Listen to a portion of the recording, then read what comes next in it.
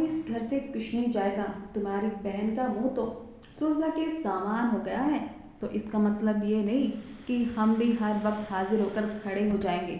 रीमा ने जैसे अपने पति से ये बात कही तो कान लाकर सुन रही सासू माँ ने वहां आकर चिल्लाकर कहा, क्या बोल रही है मेरी बेटी के बारे में?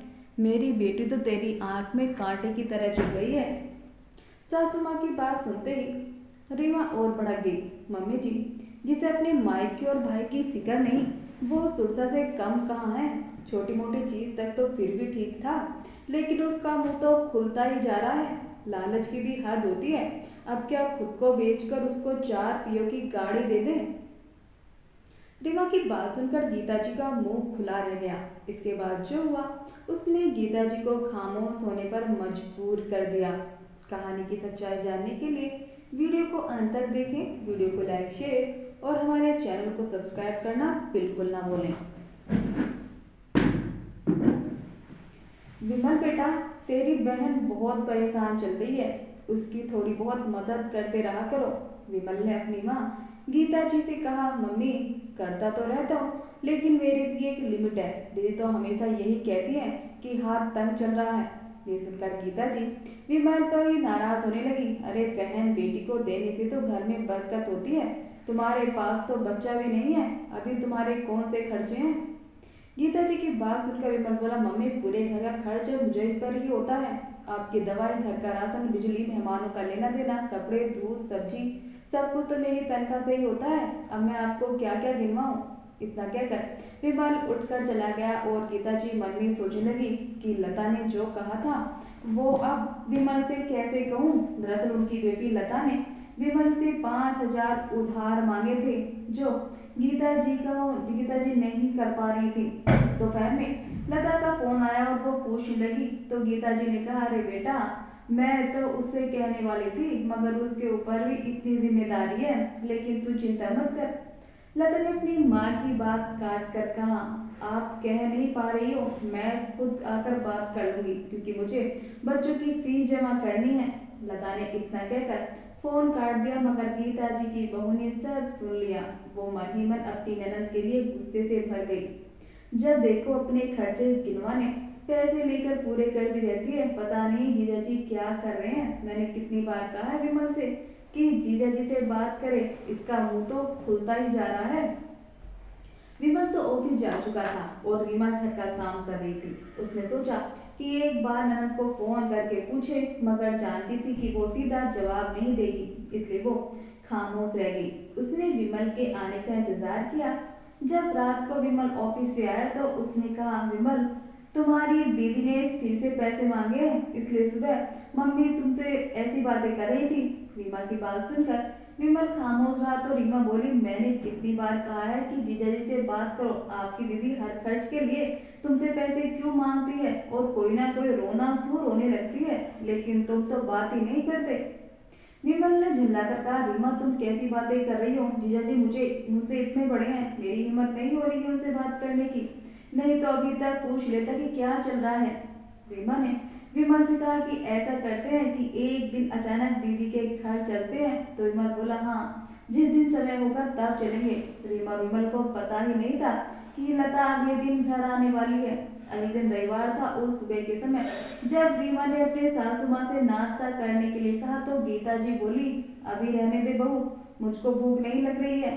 गीता जी बेचैन नजर से अपने दरवाजे की ओर देख रही थी। रीमा ने मन में सोचा कि रोज तो जरा सी देर हो जाए तो सासू माँ हंगामा कर देती है, तो फिर आज क्या बात है जो ये नाश्ता करने से मना कर रही है।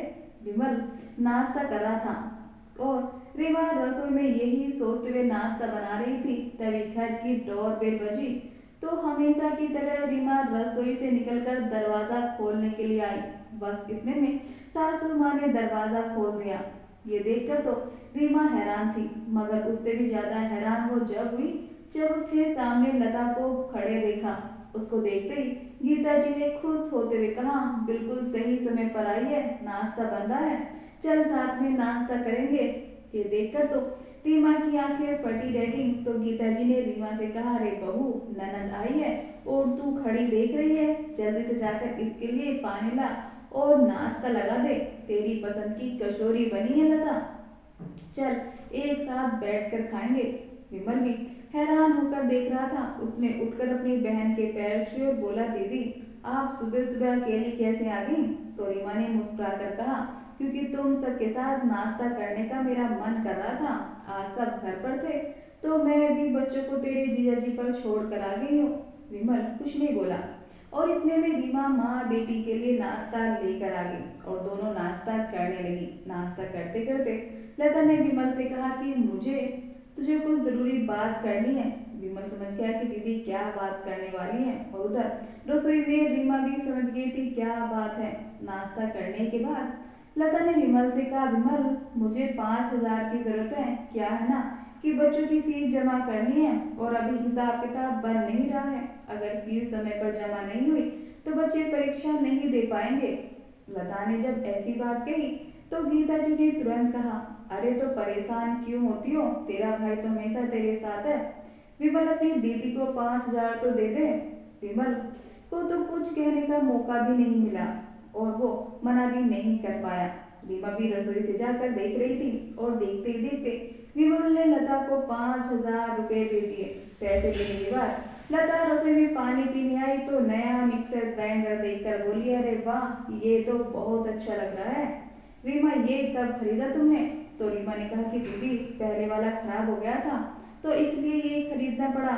तो रीमा ने विमल को आवाज देकर कहा, विमल ऐसा मिक्सर ग्राइंडर तो मुझे भी चाहिए। जो शादी का था वो अभी तक चल रहा है मगर कितनी बार ठीक करवाना पड़ता है। मेरे लिए भी ऐसा ले आना।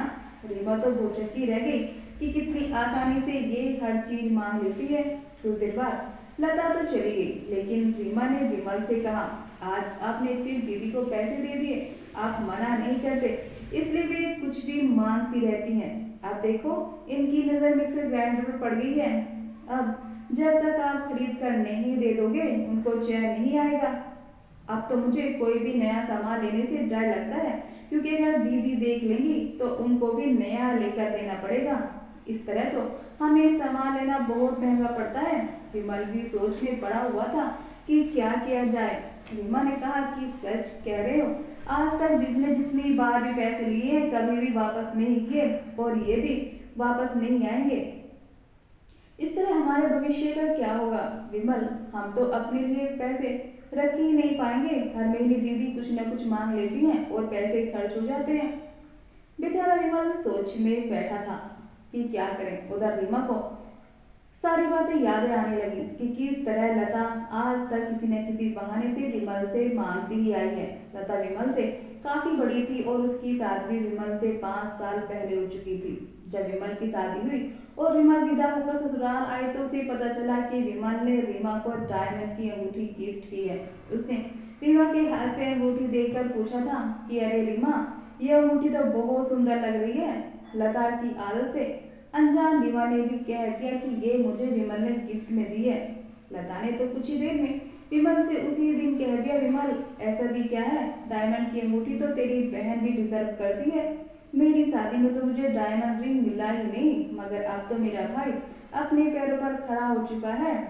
अब जब अपनी बीवी को दे सकता है तो मुझे क्यों नहीं। उस समय गीता जी ने भी तुरंत अपनी बेटी का साथ देकर कहा कि हाँ विमल अपनी बहन को भी दिला दे। रीमा को ये सब अजीब लगा था मगर विमल ने उस समय रीमा से कहा था कि पिताजी के जाने के बाद दीदी ने घर को बहुत सहारा दिया था इसलिए वो ऐसी बातें कह देती हैं और बदले में मैं भी उनके लिए कुछ कर पाया तो मेरे लिए बड़ी बात होगी। लेकिन अब रीमा को यही लगता था कि जितना भी विमल की बहन ने घर के लिए किया है वो सबका बदला लेकर ही रहेगी। घर में कोई भी चीज आती और लता को पता चल जाता तो वो अपनी भाई से तुरंत उस चीज की डिमांड करने लगती थी। रीमा को याद आया कि पहली करवा चौथ पर जब विमल उसको शॉपिंग करवाने ले गया तो लता ने विमल को फोन करके कहा था, थोड़े से लोगों के बीच में मेरी शादी हो गई थी, अरमानों का तो पता ही नहीं गई। सब देखती हूँ तो मेरा भी मन सब कुछ करने का करता है जो मैं तब कर नहीं पाई। लता कहते कहते फोन पर रोने लगी थी तो विमल को भी अपनी बहन का दुख लगने लगा और उसने रीमा के जैसी साड़ी लता के लिए भी खरीद ली थी। गीता जी घर की हर एक खबर लता को देती थी कि कब क्या खरीदा जा रहा है, और लता भी पीछे नहीं रहती थी। तुरंत घर आ जाती थी और घुमा फिराकर विमल से वही चीज मांगने लगती थी। ऐसे ही कुछ दिन निकल गए। रीमा की शादी को भी अभी साल भर नहीं हुआ था कि जब पहले दिवाली आई तो रीमा के पिताजी ने कहा कि बेटा, दिवाली से पहले ही मेरा रिटायरमेंट हो रहा है और मुझको रिटायरमेंट का पैसा भी मिलेगा।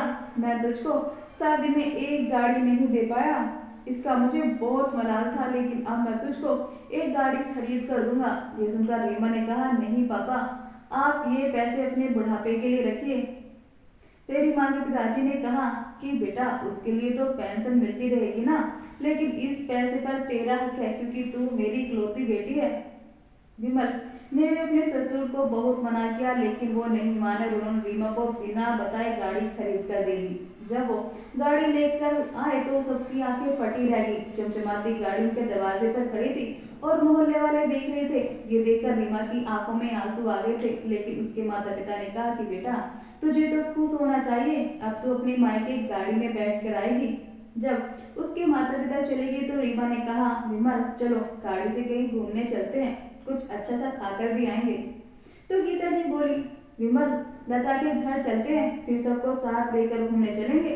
लता भी गाड़ी देखकर बहुत खुश होगी। गीता जी की ये बात सुनकर रीमा के मन में एक अनजाना सा डर पैदा हो गया, मगर फिर उसने सोचा कि नहीं लता दीदी इतनी बड़ी डिमांड तो कभी नहीं कर सकती, और वैसे भी ये गाड़ी हमने थोड़ी खरीदी है। उसने विमल से कहकर एक मिठाई का डब्बा खरीदा और लता के घर गाड़ी लेकर पहुंच गई। लता ने जैसे ही सबको गाड़ी से उतरते देखा तो उसके होश उड़ गए। गीता जी मुस्कुराते हुए उसके घर में गई और बताने लगी कि बहू के पिताजी ये गाड़ी देकर गए हैं। तो लता का पूरा परिवार भी गाड़ी को देखकर फटी आंखें रह गई। रीमा ने लता को मिठाई खिलाते हुए कहा कि दीदी, अब तो घर में गाड़ी आ गई है, अब तो कभी साथ में घूमने चलेंगे। तो गीता जी मुस्कुराते हुए कहने लगी, हमारी बहू तो कितनी नसीब वाली है जो अब गाड़ी में बैठकर अपने मायके जाया करेगी। इसके पिताजी ने कितने खुश होंगे, आखिर कौन नहीं चाहता कि उसकी बेटी गाड़ी में बैठकर मायके आए। गीता जी ने ये बात कहकर लता जी के चेहरे को देखा था।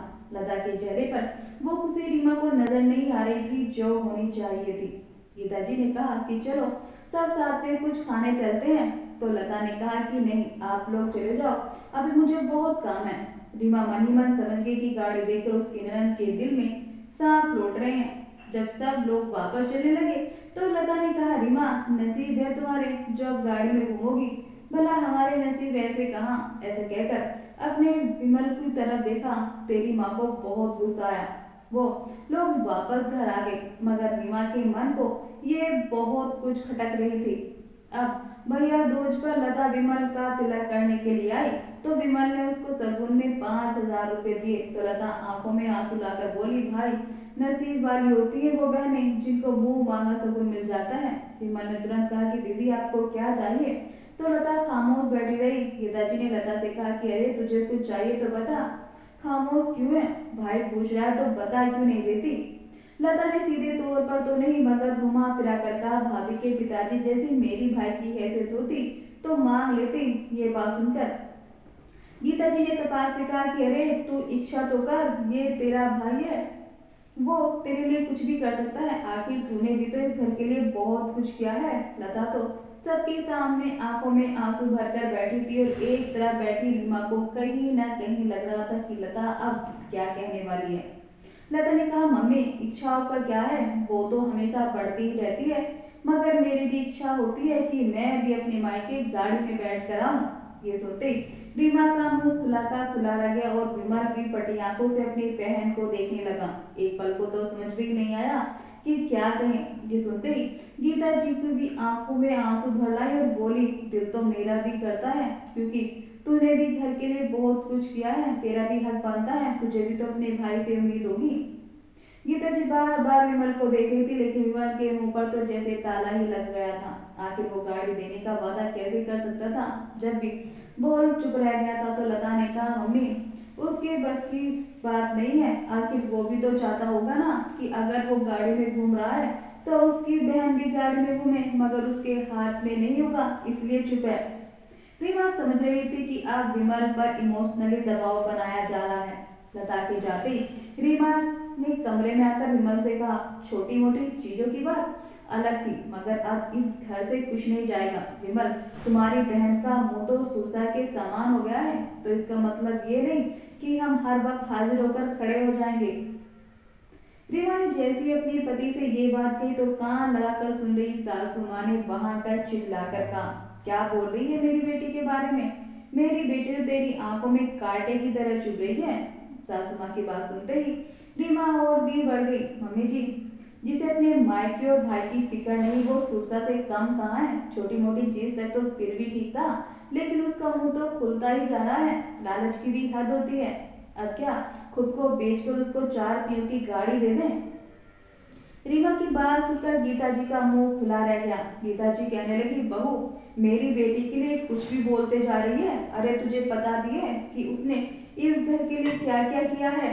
तो रीमा भी गुस्से में चिल्ला पड़ी, जितना उन्होंने किया होगा उससे ज्यादा तो उनका भाई उनको दे चुका है। हर महीने वो किसी ना किसी बहाने से विमल से पैसे ले जाती है और कभी वापस नहीं करती। कभी मिक्सर ग्राइंडर, कभी साड़ी, कभी पंखा तो कभी प्रेस। मैं तो इतने महीने में उनको कुछ ना कुछ ले जाते हुए ही देख रही हूँ। मेरे पिताजी ने गाड़ी दी है तो अब उनको गाड़ी भी चाहिए। मुझसे कोई तुलना है क्या? कैसी बेटी है आपकी जो अपने भाई का सुख नहीं देख सकती? उसे पर हर वक्त चीज अपने घर में चाहिए होती है जो उसके भाई के घर में है।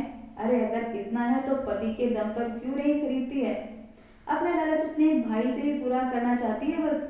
हर बार आपकी लालची बेटी की नजर मेरी चीजों पर ही रहती है और अब वो खुद आदि हो गई है। अगर मेरे पिताजी ने मुझे कार दी तो इसका मतलब उसको भी अपने मायके से कार चाहिए। अगर ऐसा है तो मैं आज ही इस गाड़ी को वापस भिजवा देती हूँ। कम से कम वो विमल पर गाड़ी देने का दबाव तो नहीं बनाएगी। विमल, चलो हम इस गाड़ी को वापस करने चलते हैं। बहू की बात सुनकर गीता जी ने गुस्से से अपने बेटे की तरफ देखा तो विमल ने भी कहा, मम्मी, रीमा सही बोल रही है। अरे मांगने की भी कोई लिमिट होती है। गाड़ी कोई छोटी सी चीज नहीं है जो मैं 1 मिनट में खरीद कर दे दूंगा। आप ही देखो कि आपकी बेटी की वजह से आपकी बहू गाड़ी वापस करने पर मजबूर हो गई है। अगर गाड़ी लता दीदी की आंखों में इतनी खटक रही है तो मैं भी अभी वापस करने चला जाता हूँ। इस तरह विमल रीमा को लेकर तुरंत गाड़ी लेकर घर से निकल गया और गीता जी बैठी रह गई। अब उन्हें समझ में आ गया था कि ये सब कितना गलत हो रहा था। 2 घंटे बाद जब विमल रीमा के साथ टैक्सी से वापस आया तो गीता जी का चेहरा उतरा हुआ था। वो रीमा से नजरें नहीं मिला पा रही थी। रीमा चुपचाप अंदर चली गई तो गीता जी ने विमल से कहा, बेटा, ये है तो गलत, मैं भी समझ रही हूँ। विमल ने चिल्लाकर कहा कि आपके समझने से क्या होता है? आपकी बेटी समझे तो कोई बात है। अब तो वो खुश हो जाएगी ना कि हमने गाड़ी वापस कर दी। अब तो वो गाड़ी नहीं मांगेगी। विमल बुरी तरह चिल्ला पड़ा था। गीता जी की आंखों में से भी ये देखकर आंसू आ गए। उन्होंने तुरंत अपना फोन उठाकर लता से कहा, लता, भाई की हैसियत देखकर गिफ्ट मांगना चाहिए। गाड़ी कोई छोटी मोटी चीज नहीं। अरे भाई, 2 मिनट में खरीद कर दे दे। अगर तुझे गाड़ी चाहिए तो अपने पति से मांग, और अगर नहीं खरीद पा रही है तो जितना है उतने में ही खुश रह। अपने भाई की खुशी देखकर तुझे खुशी नहीं हुई और इसी कारण ही गाड़ी वापस करके भी आ गया। ये सुनकर लता भी दंग रह गई और उसको भी एहसास हुआ कि वो कितना गलत कर रही थी। बाद में लता ने घर आकर रीमा और विमल से माफी मांगी। गीता जी ने बहू से कहा कि बहू, अब तो गाड़ी ले भी आएगी तो किसी को बुरा नहीं लगेगा और ना ही तेरी ननद उस पर बुरी नजर डालेगी। रीमा ने कह दिया कि अब तो गाड़ी मेरे पति के पैसों से ही आएगी, पहले 10 साल लग जाएं, और दीदी से कहिए कि पति की कमाई से ही बरकत होती है। इसके बाद लता ने कभी कुछ नहीं मांगा।